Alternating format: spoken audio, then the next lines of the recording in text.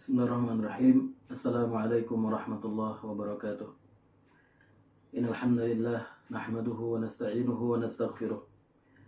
Wa na'udzu billahi min shururi anfusina wa sayyiati a'malina. May yahdihillahu fala mudilla lahu wa may yudlilhu fala hadiya lahu. Asyhadu an la ilaha illallah wahdahu la syarika lahu wa asyhadu anna nabiyyana Muhammadan 'abduhu wa rasuluhu la nabiyya ba'dahu. Allahumma salli wa sallim wa barik ala sayyidina Muhammad wa ala alihi wa ashabihi ajma'in. Subhanaka la ilma lana illa ma 'allamtana innaka antal alimul hakim. Allahumma 'allimna bima yanfa'una wa anfa'na bima 'allamtana innaka ala kulli syai'in qadir. Amma ba'd. Ma'asyiral muslimin rahimakumullah. Segala puji dan kesyukuran kita panjatkan kehadirat Allah Subhanahu wa taala atas segala nikmat yang tiada henti-hentinya kita terima, nikmat iman, nikmat Islam, nikmat kesehatan, nikmat kemampuan untuk melaksanakan ibadah kepada Allah Subhanahu wa taala. Kajian kitab Riyadhus Shalihin pada hari ini akan membaca hadis yang ke 188 atau hadis yang kelima dari bab ke-23, babul amri bil ma'ruf wan nahyi 'anil munkar, bab amar ma'ruf nahi munkar. Hadis yang kelima, an ummil mu'minina ummi Salamah Hindin binti Abi Umayyah Hudzaifah radhiyallahu taala anha an Nabi sallallahu alaihi wasallam annahu qala إنه يستعمل عليكم أمراء فتعرفون وتنكرون فمن كره فقد برئ ومن أنكر فقد سلم ولكن من رضي وتابع قالوا يا رسول الله ألا نقاتلهم قال لا ما أقاموا فيكم الصلاة رواه مسلم معناه من كره بقلبه ولم يستطع إنكارا بيد ولا لسان فقد برئ من الإثم وأدى وظيفته ومن أنكر بحسب طاقته فقد سلم من هذه المعصية ومن رضي بفعلهم وتابعهم فهو العاصي. Dari Ummul Mukminin Ummu Salamah Hindun bintu Abi Umayyah. Abi Umayyah namanya Hudzaifah radhiyallahu taala anha. Dari Nabi Muhammad sallallahu alaihi wasallam, beliau bersabda bahwasanya akan memimpin kalian para penguasa-penguasa yang kalian mengetahui tapi mengingkarinya. Maka barang siapa yang membenci, maka dia telah terbebas, dan barang siapa yang mengingkari, maka dia telah selamat. Tetapi orang yang ridha dan mengikuti, maka dia tidak selamat. Para sahabat bertanya, wahai Rasulullah, apakah boleh kami memerangi mereka? Rasulullah bersabda, tidak, selama mereka melaksanakan dan membebaskan atau membolehkan kalian untuk salat. Hadis diriwayatkan oleh Imam Muslim. Imam Nawawi mengatakan, yang dimaksud dengan orang yang benci adalah benci tapi tidak mampu untuk mengingkari dengan tangan atau dengan lisannya. Maka dia telah terbebas dari dosa dan telah melaksanakan kewajibannya. Demikian juga orang yang bisa mengingkari sesuai dengan kemampuannya, maka dia telah selamat dari kemaksiatan ini. Tetapi orang yang ridha, orang yang rela, orang yang setuju dengan perbuatan mereka dan mengikuti mereka, maka dialah orang yang bermaksiat. Hadis sahih diriwayatkan oleh Muslim, Imam Muslim. Perawi dari hadis ini adalah Ummul Mukminin Ummi Salamah.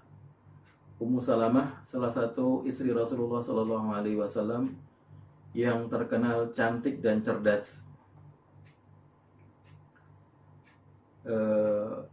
Dalam sebuah hadis riwayat Imam Muslim bahwa istri Rasulullah itu menjadi dua kelompok. Kelompok pertama dipimpin oleh Aisyah, ada sekitar 5 orang. Di dalamnya ada Hafsah juga binti Umar bin Khattab, dan kelompok kedua itu dipimpin oleh Ummi Salamah. Demikian hadis itu mengatakan, yang dimaksud adalah bahwa dalam kehidupan sehari-hari mereka tentunya istri-istri yang lebih dari satu ini tentunya terkadang muncul persaingan. Nah, dalam hadis dikatakan bahwa ada persaingan di antara istri-istri Rasulullah seperti itu. Maka ini menunjukkan bahwa Ummi Salamah termasuk di antara istri Rasulullah yang cerdas.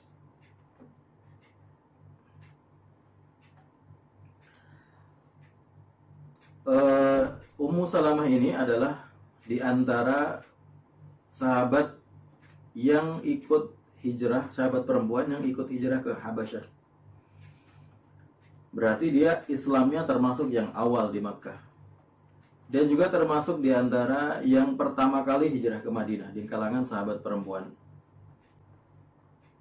Rasulullah menikahi Ummu Salamah pada tahun 4 Hijriah. Dan beliau, Ummu Salamah, adalah di antara orang atau wanita yang paling cantik dan paling mulia kedudukannya, nasabnya di kalangan Quraisy. Beliau dari Bani Makhzum, salah satu kabilah di Quraisy. Ummu Salamah mengikuti Rasulullah SAW dalam banyak peperangan, di antaranya di perang Khaybar, di Fathu Makkah, di Taif, di perang Hunain, dan demikian juga ketika Haji Wada, beliau juga beserta Rasulullah SAW. Dan dalam sebuah hadis, beliau ini adalah yang memberikan nasihat kepada Rasulullah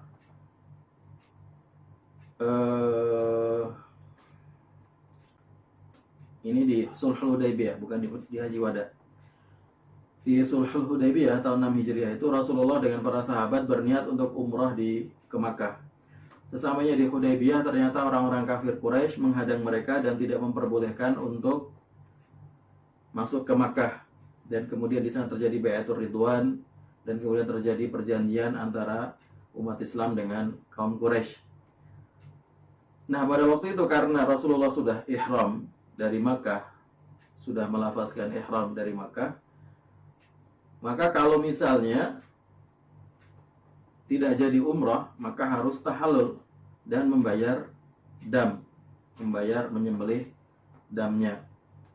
Maka kemudian Rasulullah menyuruh kepada para sahabat untuk menyembelih dan untuk tahallul, yaitu dengan memotong rambut.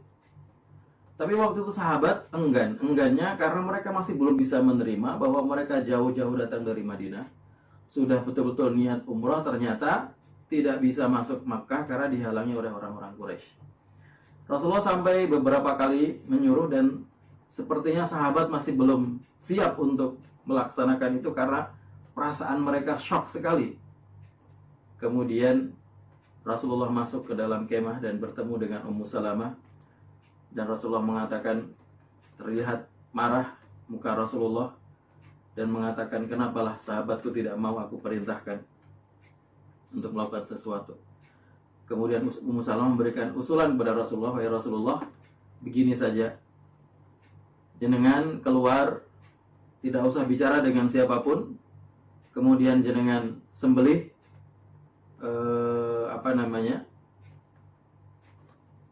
al-hadi, binatang yang sudah dibawa dari Madinah, dan kemudian jenengan panggil tukang cukur dan bercukurlah. Begitu kemudian Rasulullah melakukan itu, keluar tidak berbicara dengan siapapun, menyembelih dan kemudian mencukur rambut, maka kemudian sahabat segera mengikuti apa yang dilakukan Rasulullah SAW. Ini menunjukkan kecerdasan dari Ummu Salamah. Maka di antara istri-istri Rasulullah SAW yang paling cerdas ada dua, yaitu Aisyah dan Ummu Salamah yang paling cerdas, ya. Bukan berarti yang lain tidak cerdas. Hafsah juga di antara istri Rasulullah yang banyak meriwayatkan hadis. Sanad hadis yang diriwayatkan oleh Ummu Salamah itu mencapai 378 hadis, di antaranya ada dalam Sahih Bukhari dan Muslim. Dalam hadis ini Rasulullah SAW menjelaskan mengenai suatu saat nanti akan ada para pemimpin umat Islam yang Rasulullah katakan fata'rifuna wa tunkirun. Kata ta'rifuna wa tunkirun artinya adalah bahwa mereka melakukan kemaksiatan-kemaksiatan, mereka melanggar hukum-hukum Allah Subhanahu wa taala. Itu makna fata'rifun wa tunkirun. Fata'rifun artinya kamu mengetahui mereka dan mengetahui apa yang mereka lakukan. Fatunkirun, kemudian kalian mengingkarinya. Karena kenapa diingkari? Karena mereka melakukan hal yang dilarang oleh syariat Islam. Jadi para pemimpin yang tidak komitmen dengan syariat, bahkan melanggar syariat dan melakukan hal-hal yang dilarang oleh Allah Subhanahu wa taala. Di sini kemudian Rasulullah menjelaskan, dalam situasi di mana seorang pemimpin bermaksiat, melakukan kezaliman, maka pasti akan ada dua atau tiga. Kalau di sini dikatakan ada tiga kelompok manusia dengan posisi mereka masing-masing. Kelompok yang pertama adalah faman kariha faqad bari. Orang yang tahu bahwa itu kemaksiatan dan tidak ridha, tidak rela, benci dengan kemaksiatan dilakukan oleh pemimpinnya, tapi dia tidak mempunyai kemampuan untuk menasehati atau bahkan merubah dengan kekuatannya atau dengan tangannya. Artinya dia hanya ngomong dalam hati atau mencurahkan ketidaksukaannya itu hanya kepada Allah Subhanahu wa taala karena tidak mempunyai kemampuan, tidak berani. Karena banyak para pemimpin yang sangat zalim, ketika dikritik langsung ngamuk, dikritik langsung melakukan hal-hal yang di luar kewajaran, langsung ditangkap, dipenjara dan seterusnya. Banyak sekali seperti ini para pemimpin yang tidak suka dikritik. Seakan-akan dia paling benar, seakan-akan dia tidak pernah salah, seakan-akan apa yang dilakukan selalu sesuai dengan apa yang seharusnya. Tapi padahal yang dilakukan adalah kezaliman. Ini kelompok pertama. Kata Rasulullah, kelompok pertama ini yang dia benci dengan kezaliman yang dilakukan oleh pemimpinnya, tapi tidak berani untuk merubah, dia sudah terbebas. Terbebas dari apa? Terbebas dari dosa. Kemudian kelompok yang kedua adalah waman angkara faqad salima. Orang yang berani mengingkari, berarti derajatnya lebih tinggi. Dia benci dengan apa yang dilakukan oleh pemimpinnya, kezaliman yang dilakukan oleh pemimpinnya, dan kemudian dia mengingkarinya. Dengan apa? Dengan kekuatannya. Bisa jadi dengan lisan, dengan menulis, dengan menyampaikan secara langsung, atau dengan kemampuannya, kekuatannya, dengan posisi yang dimilikinya. Maka Rasulullah katakan faqad salima. Maka orang ini juga, kelompok kedua ini juga telah selamat dari kemaksiatan ini. Tapi yang ketiga, wam illa walakin man radiya wa taba. Orang yang ridho. Ridho artinya apa yang dilakukan oleh pemimpinnya itu diaminkan semua, dianggap kebenaran semua. Bahkan dipuji-puji dan disokong, didukung sepenuhnya. Maka ini adalah orang-orang yang bermaksiat dan termasuk dalam golongan pemimpin tersebut yang melakukan kezaliman. Karena orang yang membantu terjadinya kezaliman, dia juga termasuk di antara orang yang zalim tersebut. Kemudian para sahabat bertanya, wahai Rasulullah, dalam kondisi seperti itu, bolehkah kami memerangi pemimpin yang zalim itu? Rasulullah mengatakan tidak, selama mereka melaksanakan sholat. Jadi hadis ini dimasukkan oleh Imam Nawawi dalam bab amar ma'ruf nahi mungkar untuk menjelaskan bahwa dalam situasi yang melakukan kemungkaran itu adalah seorang pemimpin, maka ada beberapa kelompok yang nanti merespon kezaliman pemimpin tersebut atau kemungkaran pemimpin tersebut. Ada yang tidak ridho, benci tapi tidak mampu merubah. Ada yang berani merubah atau berani melakukan nahi mungkar dengan sesuatu yang dimilikinya. Dan ada yang malah mengikuti dan mendukung pemimpin tersebut.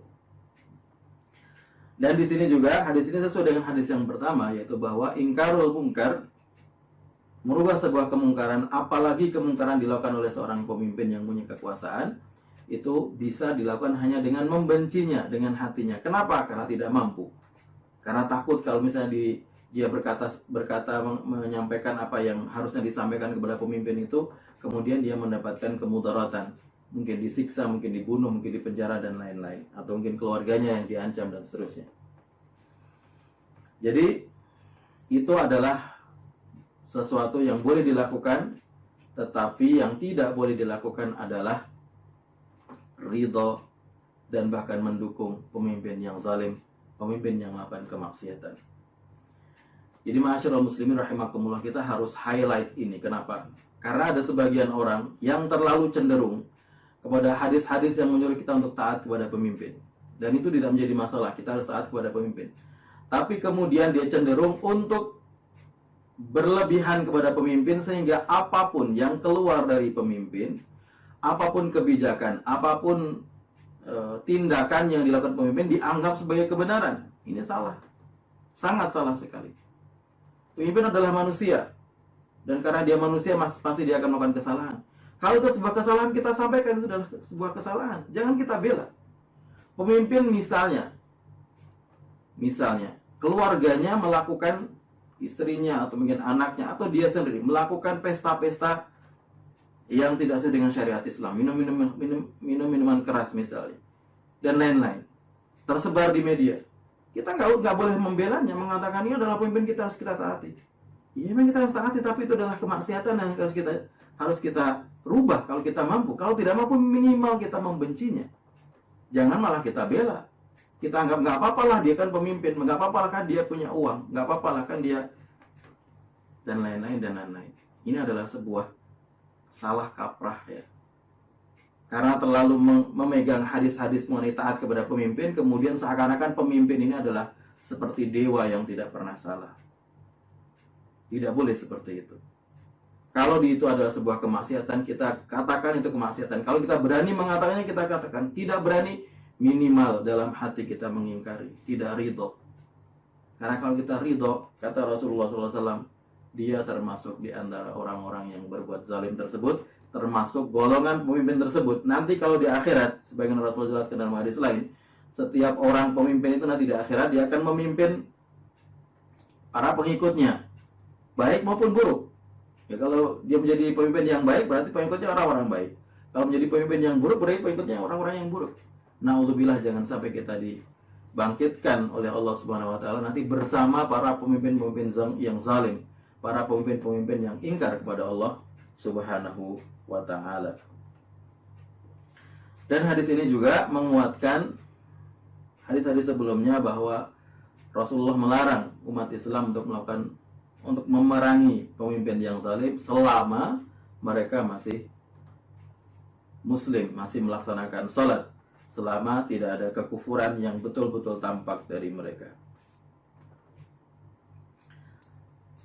Hadis yang selanjutnya, hadis ke-189, an Ummil Mukminin Ummil Hakam Zainab binti Jahsh radhiyallahu taala anha, anna Nabiyya sallallahu alaihi wasallam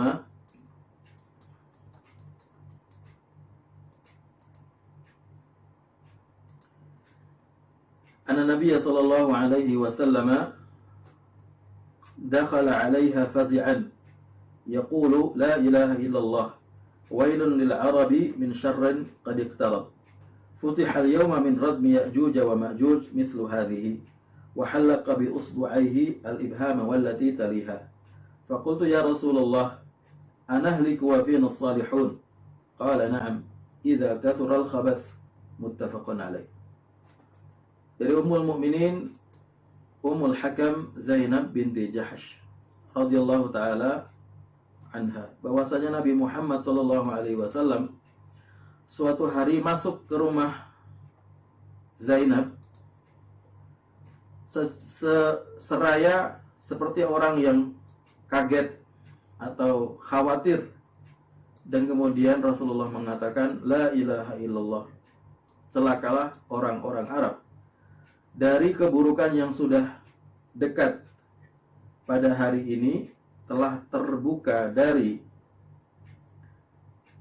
dinding yang menutup Ya'juj wa Ma'juj seperti ini. Kemudian Rasulullah memberikan isyarat dengan mengisyaratkan lubang dengan jari telunjuk dan jari jempolnya, ibu jarinya.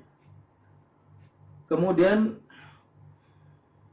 Zainab, Ummul Mukminin Zainab bertanya, "Wahai Rasulullah, apakah mungkin kita akan binasa? Padahal di kalangan kita itu ada orang-orang yang saleh." Rasulullah mengatakan, "Na'am, ya, idza kathural khabas," kalau sudah terlalu banyak al-khabas. Khabas artinya kemungkaran atau keburukan-keburukan.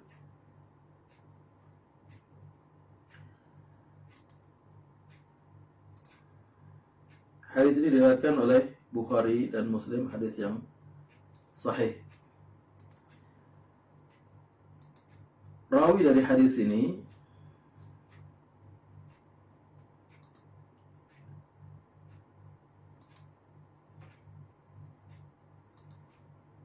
hadis ini adalah Zainab binti Jahsh. Zainab binti Jahsh ini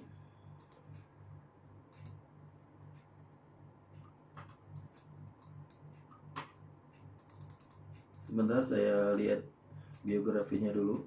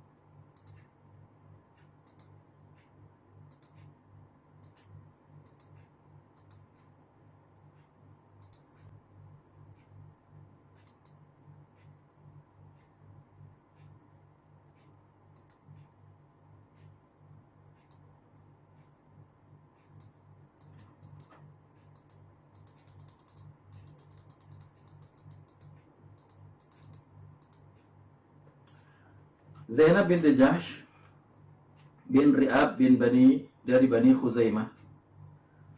Dia adalah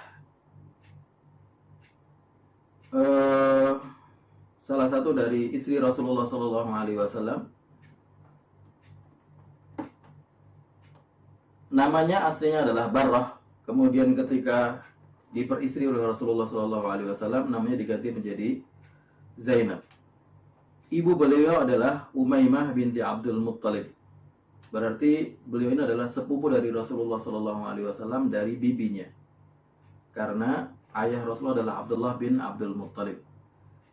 Jadi ini sepupu dari ponakan dari ayah dari Rasulullah SAW. Rasulullah menikahinya pada tahun 3 atau tahun ke-5 Hijriah. Ada beberapa riwayat yang berbeda. Umurnya waktu itu 35 tahun dan sebelumnya menikah dengan Zaid bin Harithah. Yang Zaid bin Harithah ini pada zaman jahiliyah itu seorang budak, kemudian dimerdekakan oleh Rasulullah SAW dan termasuk di antara orang yang pertama kali masuk Islam. Kemudian Rasulullah angkat sebagai anak, tapi kemudian Al-Quran melarang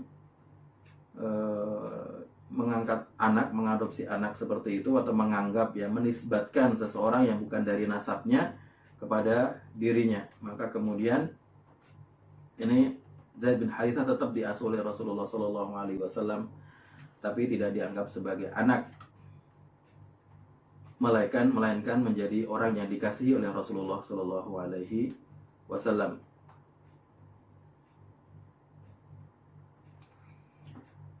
Zainab meriwayatkan 11 hadis.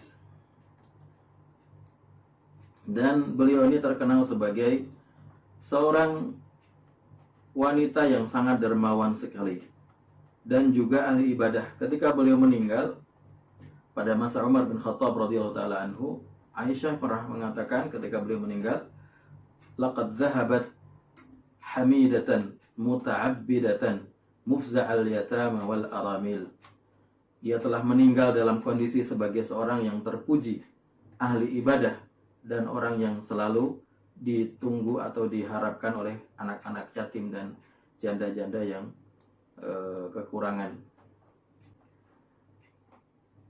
Beliau ketika zaman Umar bin Khattab radhiyallahu taala anhu, kita tahu pada zaman Umar bin Khattab ketika mendapatkan harta rampasan perang, itu kemudian membagikan kepada sahabat-sahabat yang utama, sahabat-sahabat yang punya jasa besar di awal-awal Islam, dan juga sahabat yang lain, tetapi diutamakan sahabat-sahabat yang mempunyai jasa di awal-awal keislaman, termasuk para istri Rasulullah Shallallahu Alaihi Wasallam. Biasanya gaji begitu ya, seperti gaji. Dan Zainab ini mendapatkan setiap tahun itu 12.000 entah dinar entah dirham ya, barangkali dirham. Dan beliau tidak pernah mengambil, tidak mengambil bulanan, tapi mengambil 1 tahun. Ketika dapat 1 tahun itu kemudian segera dibagikan kepada orang-orang yang membutuhkan. Dan beliau ini sendiri bekerja membuat kerajinan dari kulit, kemudian menjualnya, dan kemudian uangnya digunakan untuk bersedekah. Beliau adalah istri Rasulullah SAW yang meninggal pertama kali setelah Rasulullah wafat ya. Yang pertama kali meninggal setelah Rasulullah wafat, dan dimakamkan di Baqi. Dan ada riwayat bahwa dia adalah atau pada kematiannya, pada wafatnya Zainab inilah pertama kali umat Islam membuat keranda. Sebelumnya ketika ada orang meninggal dibawa dengan diangkat dengan tangan biasa beberapa orang. Tapi ini karena istri Rasulullah Shallallahu Alaihi Wasallam, kemudian Rasulullah waktu itu sudah meninggal, maka kemudian para sahabat barangkali merasa ya tidak berani atau segan begitu. Kemudian mereka tahu bahwa di beberapa negara yang lain seperti di Habasyah itu sudah digunakan keranda, maka kemudian mereka membuat keranda, dan itu menjadi keranda pertama dalam Islam. Ada beberapa riwayat mengatakan demikian. Dalam hadis ini Zainab binti Jahash mengatakan bahwa suatu saat Rasulullah Shallallahu Alaihi Wasallam masuk ke rumah beliau. Kita tahu bahwa istri Rasulullah ketika Rasulullah wafat ada 9 orang istri Rasulullah yang dinikahi dan sudah akad itu lebih dari itu. Ada beberapa perbedaan pendapat ya. Ada yang mengatakan sampai 15 dan seterusnya. Ada beberapa pendapat yang sebagian diceraikan sebelum sempat berkumpul, belum sempat hidup dengan Rasulullah SAW, dan sebagian ada yang meninggal sebelum sudah akad tapi meninggal dan belum sempat berkumpul dengan Rasulullah SAW. Nah, masing-masing istri Rasulullah ini diberikan rumah sendiri-sendiri. Jadi satu orang istri, satu rumah. Ya bukan rumah yang mewah, tapi rumah yang bisa ditinggali, yang layak. Maka suatu saat Rasulullah pernah mendatangi, masuk ke dalam rumah Zainab binti Jahash ini. Seraya mukanya seperti orang yang khawatir, fazi'an, dan mengatakan la ilaha illallah. Celakalah bagi orang Arab dari keburukan yang sudah dekat.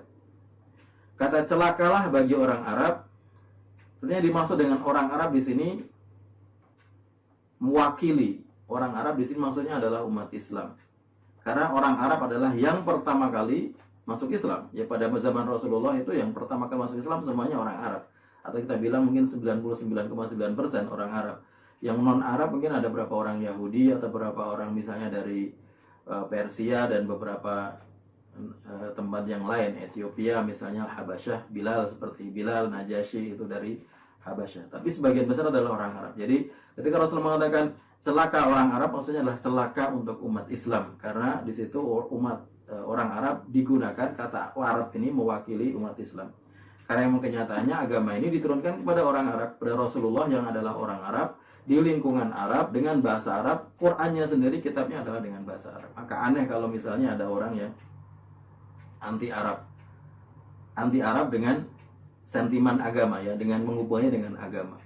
Kalau anti Arab sekedar karena ras ya, yaitu cerita lain. Tapi ini dia menghubungkannya dengan Islam ya. Dia Islam tapi anti Arab. Ya aneh. Wong Rasulnya aja orang Arab, Qurannya juga dengan bahasa Arab, kok dia anti Arab? Kita tidak memungkiri, tidak menafikan bahwa di kalangan orang Arab ada yang tidak baik, ada yang jahat, ada yang suka berperang misalnya. Iya memang. Ya semua orang juga begitu. Tapi apakah semuanya begitu? Ya enggak dong. Ya kita lihat misalnya orang Arab itu sekarang jumlahnya hampir 400 juta, 300. Ya lebih banyak dari jumlah penduduk Indonesia jelas. 22 atau 21 negara Arab itu. Apakah mereka semuanya jahat? Ya enggak. Banyak yang baik. Dan kita bisa melihat kebaikan-kebaikan itu. Kalau jenengan pernah misalnya ke Madinah, pernah ke Makkah, kita melihat betapa dermawannya sebagian orang Arab di sana. Yang kalau kita baru masuk masjid saja, baru melangkah, bahkan ada sebagian belum sampai di halaman masjid, kita sudah ditarik-tarik orang untuk berbuka di tempat dia membuka menyiapkan makanan buka bersama. Itu rebutan. Kalau di Indonesia orang rebutan ditarik-tarik mau masuk bis, ya di terminal biasanya. Kalau di sana orang ditarik-tarik mau dikasih makan. Dan di sana kalau Ramadan di Madinah terutama itu semuanya penuh di luar dan di dalam. Yang di luar itu makanan-makanan yang berat-berat ya, makanan-makanan yang bisa mengotori begitu ya. Misalnya nasi dan seterusnya itu ada di luar, tapi yang di dalam kurma dan makan makanan kering. Tapi semuanya penuh dan masing-masing itu orang itu mempunyai tempatnya dan dia sudah tempatnya di situ. Kemudian dia berusaha untuk supaya tempatnya ini terisi penuh, maka kemudian dia membayar orang, anak-anak kecil untuk nunggu di gerbang atau bahkan sampai sebelum gerbang. Setiap orang yang kelihatan dia masuk ke masjid ditarik-tarik diajak untuk makan di tempatnya. Ini adalah sebuah hal yang luar biasa. Kita lihat misalnya para qari ya, para pembaca Al-Quran yang bagus, yang hafal Quran dan suaranya bagus. Ya kita katakan hampir semuanya dari Arab. Para syekh-syekh, para ulama-ulama besar yang punya pengaruh di dunia Islam secara umum sekarang ini, yang masih hidup maupun yang dulu sudah meninggal, kebanyakan juga dari orang Arab. Jadi ada apa masalahnya begitu kalau kita mencintai orang Arab karena akhlak mereka, karena ilmu mereka, karena kecintaan mereka kepada Allah Subhanahu wa taala? Tidak ada masalah. Jadi tidak perlu anti Arab, itu tidak perlu. Yang perlu kita anti adalah anti kemaksiatan, itu seperti itu boleh. Anti orang yang melakukan kerusakan, itu boleh. Anti kezaliman boleh. Tapi tidak perlu anti ras, apalagi rasnya Rasulullah Shallallahu Alaihi Wasallam. Jadi Rasulullah mengatakan celakalah bagi orang Arab, maksudnya celakalah bagi umat Islam min syarrin qad iqtarab, dari keburukan yang sudah dekat. Nah, keburukan yang sudah dekat ini apa maksudnya? Kan begitu. Kemudian Rasulullah menjelaskan, pada hari ini telah terbuka dari dinding yang menghalangi Ya'juj wa Ma'juj itu satu lubang seperti ini. Rasulullah kemudian memberi isyarat dengan jari telunjuknya dan ibu jarinya, membuat lubang seperti ini. Jadi Rasulullah mengatakan pada hari itu, hari di mana Rasulullah masuk ke rumah Zainab binti Jahash, istri Rasulullah, dinding yang menghalangi Ya'juj wa Ma'juj untuk keluar dari tempatnya sudah terbuka sebesar ini. Terus kenapa itu menjadi sebuah keburukan? Karena Rasulullah menjelaskan dalam hadis-hadis yang lain bahwa Ya'juj wa Ma'juj ini nanti ketika mereka keluar, mereka akan membuat kerusakan yang luar biasa. Ya'juj wa Ma'juj ini dalam hadis yang lain dikatakan keluarnya nanti setelah Dajjal terbunuh. Jadi kalau kita urutkan tanda hari kiamat itu, pertama adalah Imam Mahdi. Imam Mahdi dibaiat, kemudian memimpin umat Islam. Pada masa Imam Mahdi, kemudian keluarlah Dajjal. Dajjal membuat kerusakan, membuat fitnah yang luar biasa. Tidak ada yang mampu membunuh Dajjal. Maka kemudian Allah menurunkan Nabi Isa. Di masa Imam Mahdi, di masa Dajjal, Isa turun. Isa turun dengan membawa atau mengikuti syariat Rasulullah SAW. Dan pada waktu itu kemudian banyak orang-orang Nasrani yang masuk mengikuti Nabi Isa, berarti mengikuti syariat Rasulullah SAW. Kemudian terjadi peperangan yang besar antara Nabi Isa dan para pengikutnya melawan Dajjal dan pengikutnya. Dajjal juga punya pengikut karena dia punya pengaruh yang sangat besar. Maka kita diajarkan Rasulullah untuk berlindung dari fitnah Dajjal. Dajjal terbunuh, kemudian Isa memimpin umat Islam. Kemudian pada masa Isa ini, kemudian keluarlah Ya'juj wa Ma'juj. Dan tidak ada yang mampu melawan mereka, saking kuatnya mereka. Tapi kemudian mereka binasa, Allah turunkan penyakit yang menyerang dalam hadis dikatakan leher mereka, sehingga kemudian mereka binasa semuanya, tidak ada yang tersisa.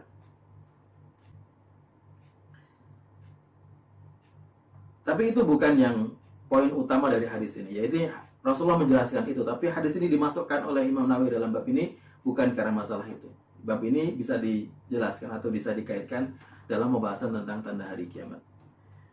Yang poin yang dimaksud oleh Imam Nawawi dari hadis ini adalah Zainab kemudian bertanya kepada Rasulullah SAW, ya Rasulullah, apakah kita bisa binasa?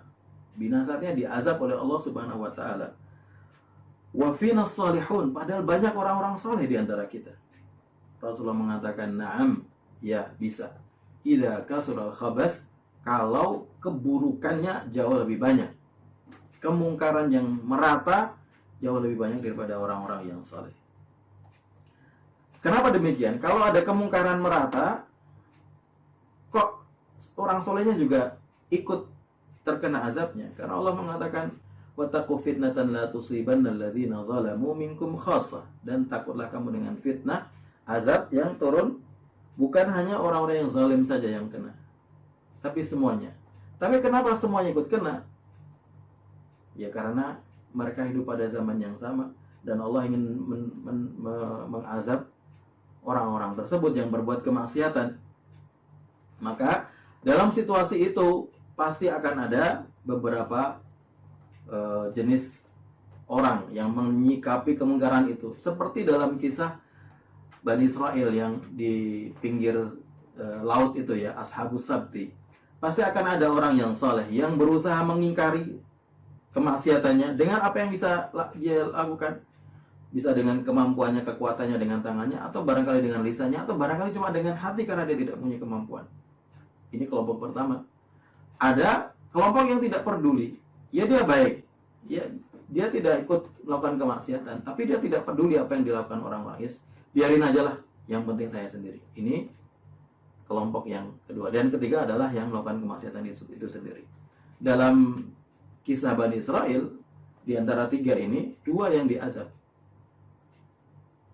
yaitu orang yang melakukan kemaksiatan dan orang yang membiarkan orang lain melakukan kemaksiatan dan tidak melakukan apapun dan tidak punya kerentak hati apapun, tidak punya kegelisahan apapun dengan kemungkaran yang terjadi.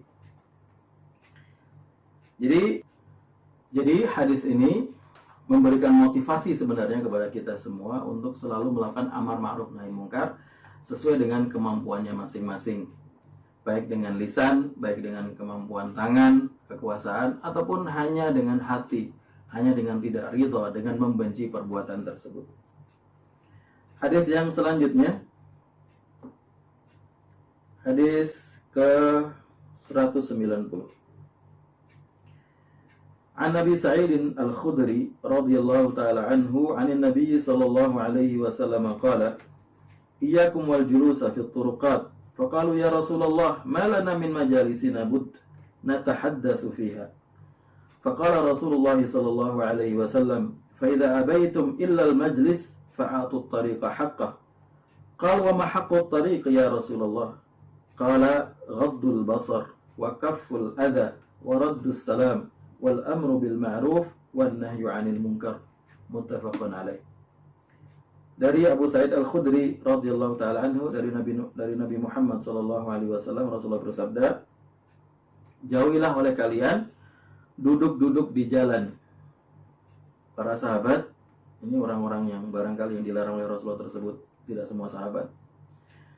Mereka berkata, ya Rasulullah, bagi kami itu sesuatu yang harus dilakukan karena kami ingin ngobrol di pinggir-pinggir jalan itu. Faqala Rasulullah bersabda, kalau kalian memang tetap mau duduk di jalan, maka berikanlah hak jalan itu. Para sahabat bertanya, apa itu hak jalan wahai Rasulullah?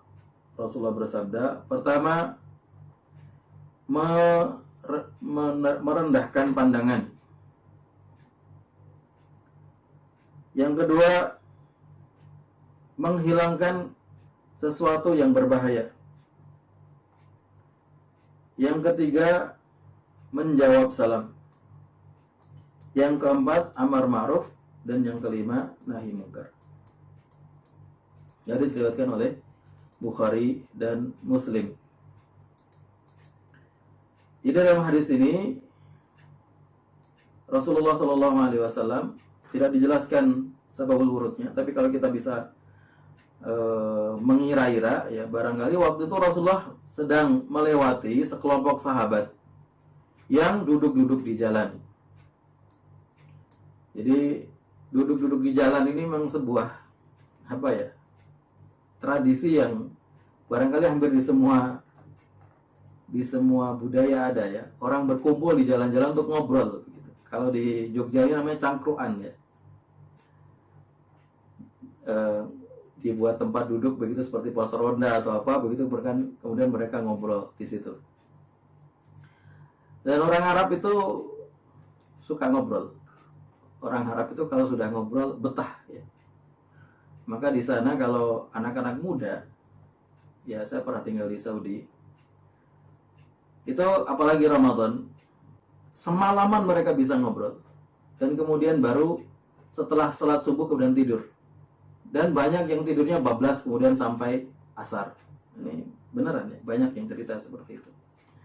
Atau kalau dalam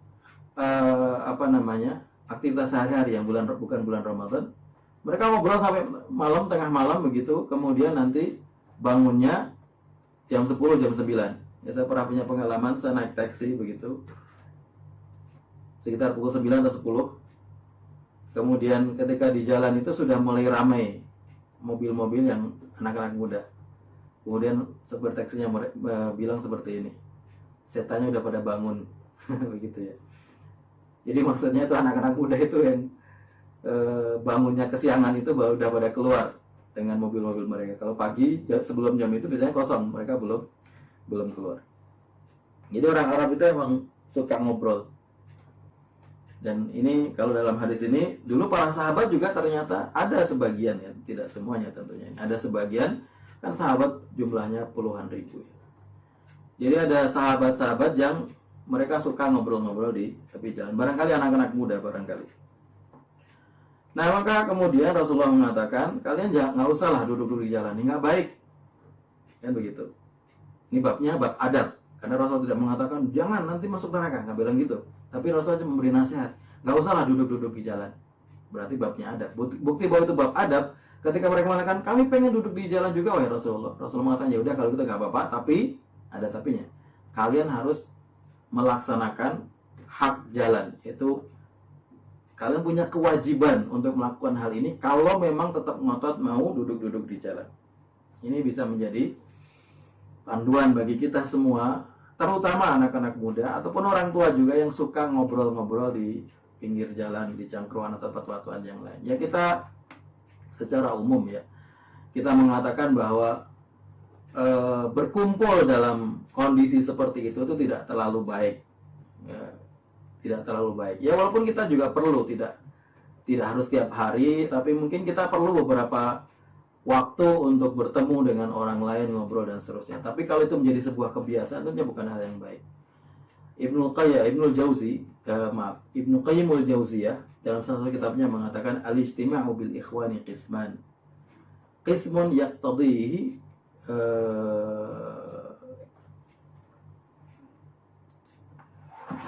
saya agak lupa, tapi saya coba cari di sini ya, sebentar.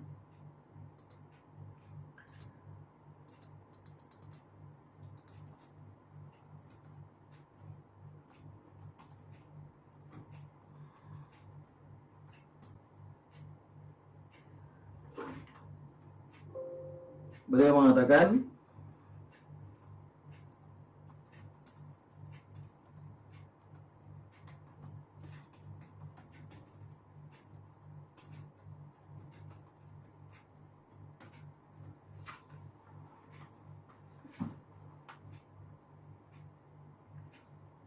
Ibnu Qayyimul Jauziyah mengatakan, al-ijtima'u bil ikhwani qisman. Ahaduhuma ijtima'un ala mu'anasati at-tab'i wa syughlil waqt. Berkumpul dengan teman-teman itu ada dua jenis.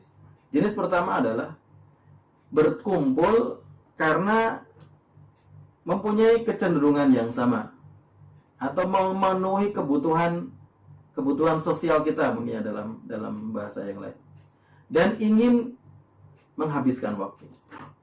Beliau mengatakan, fahada madarratuhu arjahu min manfaatih. Yang seperti ini kemudaratannya lebih banyak daripada manfaatnya. Berarti ada manfaatnya, tapi mudaratnya lebih banyak. Wa aqallu ma fihi annahu yufsidul qalb wa yudayyi'ul waqt. Minimal menurut beliau, minimal negatifnya adalah merusak hati. Kenapa bisa merusak hati? Karena orang kalau udah ngobrol, biasanya ngobrol yang tidak baik, misalnya ngomongin orang lain atau membicarakan tentang kemewahan dunia misalnya, hal-hal yang ya sesuai dengan kecenderungan nafsu manusia. Wa yudayyi'ul waqt, dan menghabiskan waktu tanpa faedah. Jadi menurut beliau, ngobrol-ngobrol seperti ini kalau niatnya hanya untuk menghabiskan waktu dan hanya untuk mengisi kekosongan jiwa begitu ya, dalam tanda kutip, maka itu ya ada manfaatnya tapi mudaratnya lebih banyak. Yang kedua, asani al-istima'u bihim 'ala at-ta'awuni 'ala asbabin najati wat tawasi bil haqqi was sabr. Yaitu berkumpul dalam rangka saling bekerja sama, saling menolong untuk mewujudkan keselamatan di akhirat, di dunia dan akhirat, dan saling memberikan wasiat nasihat dalam kesabaran dan dalam kebenaran. Ya, seperti kajian kita seperti ini insya Allah, dan semua aktivitas kita yang lain yang kita bisa masukkan dalam kelompok ini, bertemu dengan orang lain dalam hal kebaikan, sama-sama untuk melaksanakan ketaatan, sholat di masjid berjamaah, membuat bakti sosial misalnya, membuat kegiatan ibu-ibu di perumahan misalnya, yang untuk kebaikan kemaslahatan ya, taruhlah posyandu misalnya ya, itu kan kebaikan, atau misalnya hal yang lain yang kita bisa lakukan. Fahada a'zamu al-ghanimati wa anfa'uha. Yang seperti ini adalah sesuatu yang paling bermanfaat dan keuntungan yang sangat besar. Walakinna fihi thalathu afat. Tetapi dalam jenis pertemuan ini juga masih ada 3 hal yang mungkin terjadi yang negatif. Yang pertama, ihdaha tazinu ba'dihim li ba'din. Yang pertama adalah saling memuji antara mereka. Jadi saling puji memuji. Ini tidak baik karena menimbulkan perasaan merasa saya baik, saya orang yang saleh misalnya, dan seterusnya. Atsaniyah al-kalam wal khiltah aktsar min al-hajah. Yang kedua, berkumpul lebih dari kebutuhan. Jadi saking nikmatnya berkumpul dalam kebaikan begitu, kemudian bablas ya, menghabiskan waktu juga hampir sama dengan yang pertama. Tapi ini kan niatnya tadi berkumpul dalam kebaikan. Itu juga bisa membuat jatuh kepada hal yang tidak baik. Ats-tsalitsah an yasiru dzalika syahwah wa 'adah yang qati'u biha 'anil maqsud.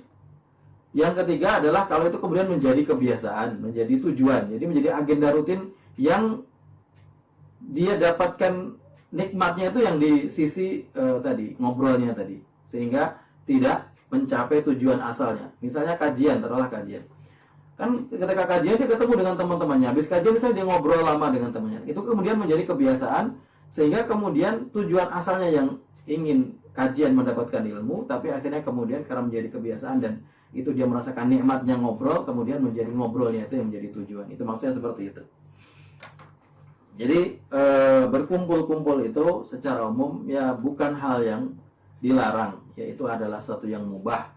Tapi berkumpul itu kita bisa maksimalkan dalam rangka ketaatan kepada Allah SWT, sebagaimana kita bisa juga jatuh kepada hal-hal yang dilarang oleh Allah SWT, maka kita harus berhati-hati. Dalam konteks berkumpul di jalan, di sini ada syarat-syarat yang Rasulullah jelaskan secara detail yang harus ditunaikan ketika berada di jalan, berkumpul-kumpul di pinggir jalan ini. Yang pertama apa?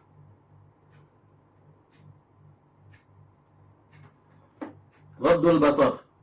Yang pertama adalah menundukkan pandangan. Tidak boleh melihat aurat orang lain. Kan di jalan ini yang lewat banyak. Mungkin ada orang yang nutup aurat, barangkali ada mungkin yang tidak nutup aurat juga. Atau barangkali tidak sengaja auratnya terbuka. Maka harus ghaddul basar, menundukkan pandangan, bukan menjadikan menjadikan itu sebagai tujuannya untuk duduk-duduk ya. Sebagian orang kan dia mengatakan, kamu ngapain sih jalan-jalan sore, ngeceng, cuci mata. Nah ini berarti tujuannya memang untuk melihat hal yang tidak baik. Justru Rasulullah mengatakan syaratnya adalah ghaddul basar, menundukkan pandangan, tidak mengumbar pandangan melihat aurat-aurat yang dilarang untuk dilihat. Yang kedua, kaful adha, tidak menyakiti siapapun, dan kalau ada sesuatu yang membahayakan harus dihilangkan. Kaful adha ini bisa dua makna ya. Makna yang pertama adalah kalau ada sesuatu yang membahayakan di jalan, ada duri, ada kaca, ada paku, ada batu, kita singkirkan dari jalan. Karena kan kita yang paling tahu, karena kita berada di pinggir jalan tadi, duduk-duduk di pinggir jalan. Atau makna yang kedua adalah kaful adha, tidak melakukan hal yang negatif kepada orang yang lewat. Misalnya dengan ucapan, ada orang lewat misalnya ya, dia punya fisik yang tidak sempurna, kemudian kita ejek atau diketawain bareng-bareng dengan temannya, atau ada perempuan disuit-suitin misalnya. Nah ini termasuk yang melakukan kemudaratan kepada orang lain ketika di jalan. Ini yang dilarang oleh Rasulullah Shallallahu Alaihi Wasallam. Kemudian yang selanjutnya adalah raddus salam, menjawab salam. Kenapa? Karena kewajiban seorang muslim ketika bertemu dengan muslim yang lain adalah melakukan salam, mengucapkan salam. Dan adabnya adalah yang berjalan mengucapkan salam kepada yang diam, yang berhenti, yang tidak berjalan. Yang berdiri memberikan salam kepada yang duduk. Maka ini kalau dia duduk-duduk di jalan berarti dia bukan yang mengucapkan salam, tapi nanti ada orang lewat yang salam kemudian dia menjawab salam tersebut. Dan yang selanjutnya adalah amar ma'ruf nahi mungkar. Melihat hal yang mungkar harus dicegah, harus dilarang dengan kemampuan yang dimiliki. Dan juga menyuruh orang untuk melakukan, memotivasi orang untuk melakukan hal-hal yang baik. Jadi ini ada beberapa hak yang harus ditunaikan untuk orang-orang yang duduk-duduk di jalan. Yang pertama adalah menundukkan pandangan. Yang kedua, menghilangkan hal yang mudarat, tidak melakukan hal yang negatif. Yang ketiga adalah menjawab salam. Dan yang keempat dan kelima adalah amar ma'ruf dan nahi mungkar. Selanjutnya hadis yang ke-8 dari bab ini, hadis ke-191. Wa ibni Abbas radhiyallahu ta'ala anhuma anna Rasulullah sallallahu alaihi wasallam ra'a khataman min dhahabin fi yadi rajul fanaza'ahu fatarahahu wa qala ya'midu ahadukum ila jamratin min nar fayaj'aluha fi yadihi faqila lirrajul ba'da ma dhahaba Rasulullah sallallahu alaihi wasallam khudh khatamak intafi' bihi qala la wallah la akhudhuhu abadan wa qad tarahahu Rasulullah sallallahu alaihi wasallam, rawahu Muslim. Dari Abdullah bin Abbas radhiyallahu ta'ala anhuma bahwasanya Rasulullah sallallahu alaihi wasallam melihat seorang laki-laki yang memakai cincin emas. Maka Rasulullah mengambil cincin tersebut dan melemparkannya. Seraya bersabda, kok bisa salah seorang di antara kalian mengambil api neraka kemudian memakaikan di tangannya? Maka kemudian Rasulullah setelah itu pergi. Maka dikatakan kepada laki-laki yang tadi cincinnya dibuang, setelah Rasulullah pergi, ambillah cincinmu. Kamu bisa memanfaatkannya untuk hal yang lain. Barangkali bisa dijual atau diberikan, dihadiahkan kepada orang lain. Dia mengatakan, tidak, demi Allah, saya tidak akan mengambil cincin, tidak akan mengambil sesuatu yang sudah dibuang oleh Rasulullah Sallallahu Alaihi Wasallam. Hadis ini diriwayatkan oleh Imam Muslim. Perawinya adalah Abdullah bin Abbas radhiyallahu ta'ala anhu. Kita sudah pernah membahasnya.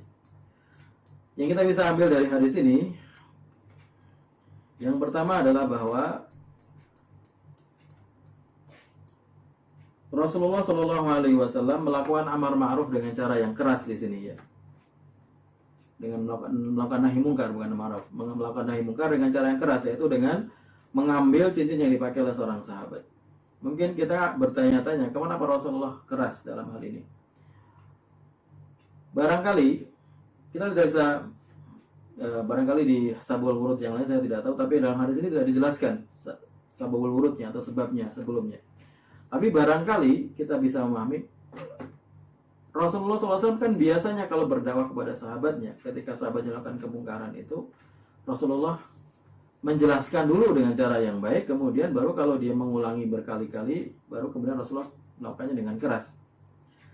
Rasulullah yang kita tahu dalam banyak kesempatan, bahkan kepada orang-orang yang melakukan mungkar yang ya cukup, kemungkaran cukup parah begitu, Rasulullah dengan dengan cara yang baik, dia tidak dengan cara yang keras merubah kemungkaran tersebut. Misalnya ada seorang badui datang ke masjid, ya badui ini mungkin belum masuk Islam, atau barangkali sudah masuk Islam tapi belum tahu tentang Islam, datang ke masjid tiba-tiba kemudian buang air di pojokan.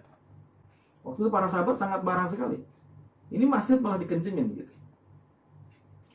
Tapi ternyata Rasulullah tidak marah. Rasulullah kemudian mengatakan, biarkan dulu dia sampai selesai, nanti kemudian kalian ambil ember kemudian disiram supaya tidak berbau, hilang najisnya. Kemudian Rasul mendatangi badui tersebut dan kemudian menjelaskan, mengatakan sesungguhnya tempat ini itu bukan untuk buang air, ini adalah tempat sholat, tempat beribadah. Begitu saja.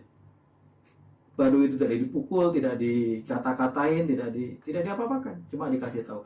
Kenapa? Karena kemungkinan ini belum tahu orang badui. Atau dalam riwayat yang lain, misalnya seorang sahabat datang kepada Rasulullah, seorang anak muda, mengatakan, ya Rasulullah, idzan li bizina. Ya Rasulullah, berikan izin kepada saya untuk berzina. Ini kan sebuah dosa yang besar, zina.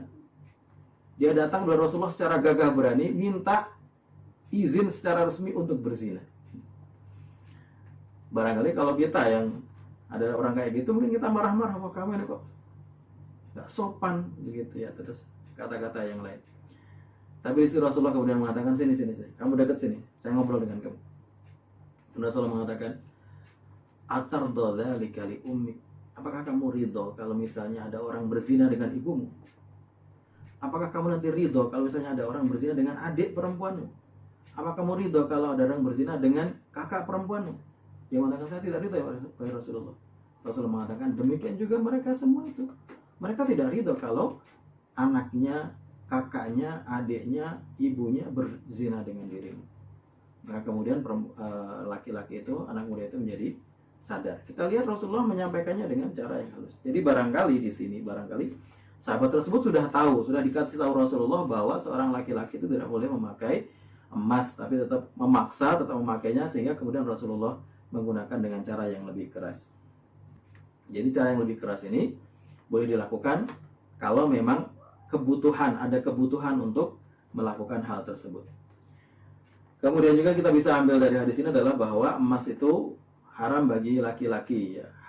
Menggunakan perhiasan emas itu haram bagi laki-laki. Kenapa? Ya hikmahnya karena perhiasan emas itu sebenarnya adalah khusus untuk perempuan, bukan untuk laki-laki. Dan laki-laki dilarang untuk menyerupai perempuan, sebagaimana perempuan dilarang menyerupai laki-laki penampilannya. Rasul mengatakan, la'anallahul mutasyabbihin bin nisa'i minar rijal wa la'anallahul mutasyabbihati bir rijali minan nisa. Allah melaknat laki-laki yang menyerupai perempuan dan melaknat perempuan yang menyerupai laki-laki. Jadi sesuai dengan kodratnya masing-masing, nggak usah tuker-tukeran begitu. Ya. Ini laki-laki saja, nggak usah pindah jadi perempuan. Yang perempuan saja, nggak usah jadi pindah laki-laki. Jadi itu ilatnya. Atau ilat yang lain adalah bahwa karena emas ini menunjukkan kekayaan. Nah, kalau orang laki-laki menggunakan emas itu, barangkali kalau dia banyak menggunakannya, niatnya adalah untuk memperlihatkan kekayaannya, kesombongan. Dan sombong itu dilarang. Ya, saya pernah melihat misalnya di Thailand, dalam sebuah tayangan begitu, laki-laki, dia karena kaya raya, kemudian kalungnya rantai dari emas, cincinnya emas, gelangnya emas, semua tubuhnya penuh dengan emas. Maksudnya apa kira-kira? Ya maksudnya untuk pamer, ya kan? Untuk sombong. Sedangkan kesombongan itu dilarang dalam Islam. Maka juga Rasulullah dalam bab yang lain, dalam hadis yang lain menjelaskan bahwa kita nggak boleh makan dengan piring atau gelas dari emas. Rasul mengatakan itu kan sifatnya orang yang sombong.